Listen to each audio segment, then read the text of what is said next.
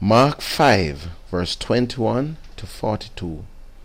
And when Jesus was passed over again by ship unto the other side, much people gathered unto him, and he was nigh unto the sea. And behold, there cometh one of the rulers of the synagogue, Jairus by name. And when he saw him, he fell at his feet, and besought him greatly, saying, My little daughter lieth at the point of death. I pray thee, come and lay thy hands on her, that she may be healed, and she shall live. And Jesus went with him, and much people followed him, and thronged him. And a certain woman which had an issue of blood 12 years, and had suffered many things of many physicians, and had spent all that she had, and was nothing bettered, but rather grew worse, when she heard of Jesus, came in a press behind, and touched his garment. For she said, If I may but touch his clothes, I shall be whole. And straightway the fountain of her blood was dried up, and she felt in her body that she was healed of that plague. And Jesus, immediately knowing in himself that virtue had gone out of him, turned him about in the press, and said, Who touched my clothes? And his disciples said unto him, Thou seest the multitude thronging thee, and sayest thou, Who touched me? And he looked round about to see her that had done this thing. But the woman, fearing and trembling, knowing what was done in her, came and fell down before him, and told him all the truth. And he said unto her, Daughter, thy faith has made thee whole. Go in peace, and be whole of thy plague. While he yet spake, there came from the ruler of the synagogue's house certain which said, Thy daughter is dead. Why troublest thou the master any further?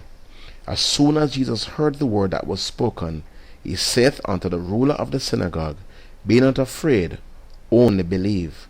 And he suffered no man to follow him, save Peter, and James, and John the brother of James.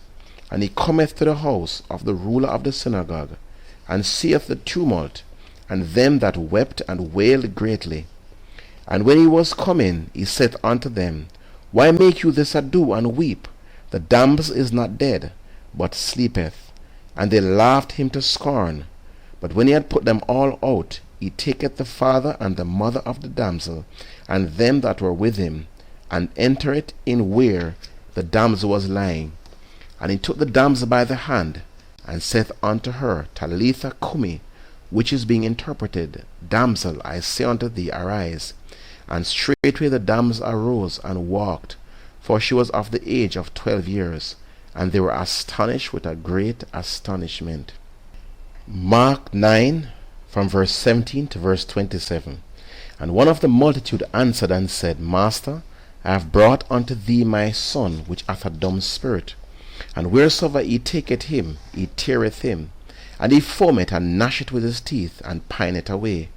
And I spake to thy disciples that they should cast him out, but they could not.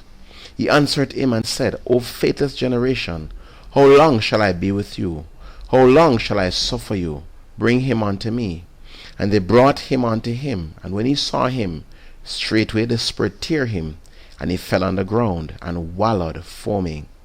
And he asked his father, How long is it ago since this came unto him? And he said, Of a child, and oft times it hath cast him into the fire, and into the waters, to destroy him. But if thou canst do anything, have compassion on us, and help us. Jesus said unto him, If thou canst believe, all things are possible to him that believeth. And straightway the father of the child cried out, and said with tears, Lord, I believe. Help thou my unbelief. When Jesus saw that the people came running together, he rebuked the foul spirit, saying unto him, Thou dumb and deaf spirit, I charge thee, come out of him, and enter no more into him. And the spirit cried and rent him sore, and came out of him, and he was as one dead, insomuch that many said, He is dead. But Jesus took him by the hand, and lifted him up, and he arose.